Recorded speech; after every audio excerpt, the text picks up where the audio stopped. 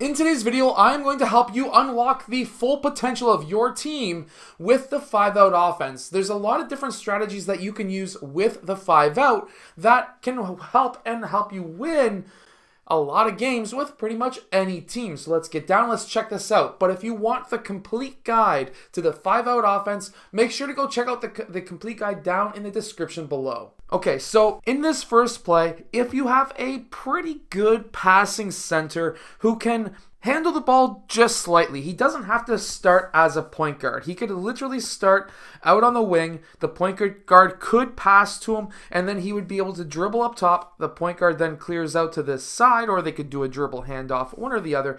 Either way, we can get the center to the point, which is right there. At this time, he can pass to either player 2 or to player 1. The reason why we would have the center at point is because of how this play works. So for example, if player 5 passes to player 1 and player 5 then cuts to the basket in a 5-out pass and cut, which is one of the more easier, simpler offenses that's inside of the 5-out playbook that I'm putting together, then this is actually very beneficial because when player 5 cuts, instead of him just clearing out right away, we can have him post up. Now, this would be a hard entry pass because player 3 could be potentially front facing him because, of course, let's say he's a really powerful center. You don't want to have any easy baskets down low. So then you could pass out to player 3, which then forces player 3's defender to come out, and then you can get that entry pass into the post. At this time, these guys have not filled up yet. We don't want them to fill up yet like the regular 5-out pass and cut, because now player 2's attention is towards that player, player 4's attention is towards that player, potentially player 1's attention is also towards player 5, and player 3 is probably sitting down along the baseline trying to figure out where he should guard. Should he guard the passing lane, front face player 3, or double the low post?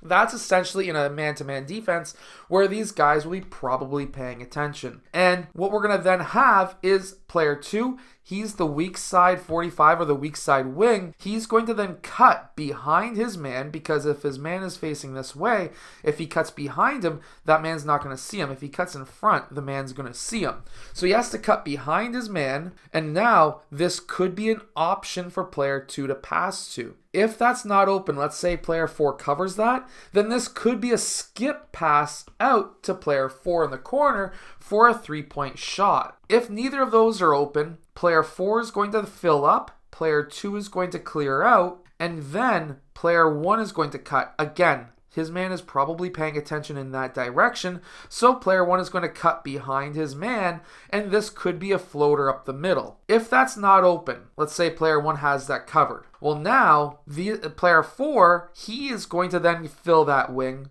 Player 2 is going to fill the point, and player 1 is going to fill the corner, or in this case, the wing.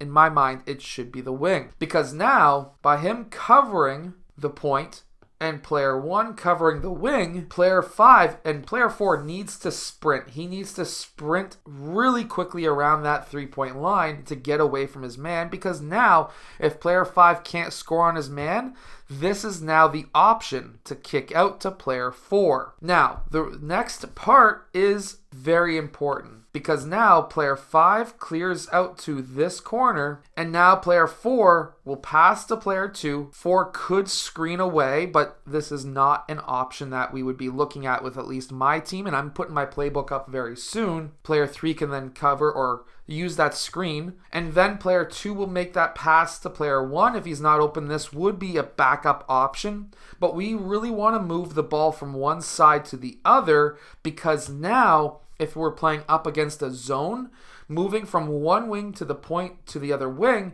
will shift the defense and could create a lot of holes for you to attack. So player 2 then passes over to player 1, and when that happens, we're going to then have player 2 cut, and now he is going to stay in the post, pass to player 5, pass to player 2, and then the same thing happens where the weak side 45 cuts, and then the strong side cuts as well.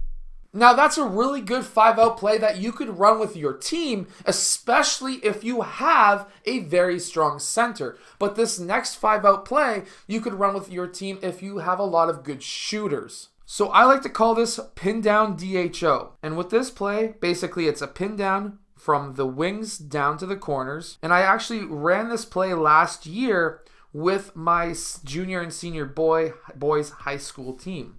As soon as they come off of those pin down screens, they're not looking to shoot. Player 1 is either looking for one of two things. Either player 3 rolling to the basket or player 2 rolling to the basket, where he could hit one of these two players with a pass, or player 5 and 4 popping, and then player 1 makes the decision. Player 1 can make the decision if he goes towards the right side. At that time, these players need to be cleared out. If he dribbles towards this right side, we can run it one of two different ways. He can use the DHO with player 5, and then he can roll towards the rim, and player 5 can look to either shoot or attack the basket or pass to player 1. Or instead, let's say this was a massive mismatch. Let's say they switched on that screen initially. Well, now player 1 can look on this side, take one dribble, and say cut. In which case, player 5 can cut. If he's open,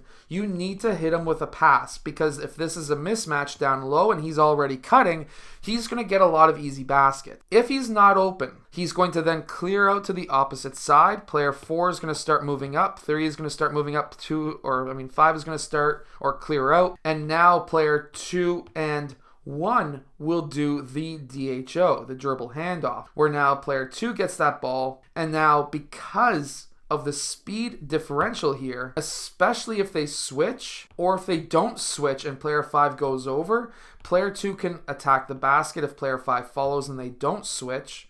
If they do switch, then player 1 coming off of this screen will be a massive advantage because he's much faster in theory than a center on the other team. For example, this is player 5, their center. Make sure to go check out my complete guide to the 5-out offense down in the description below. It's going to help your team win a ton of games. You can create a lot of different plays out of the tutorials and, of course, out of the different screens that are in that book. So definitely go check that out. I hope that you've enjoyed today's video. If you have, hit that like button and subscribe, and I'll see you guys again next time.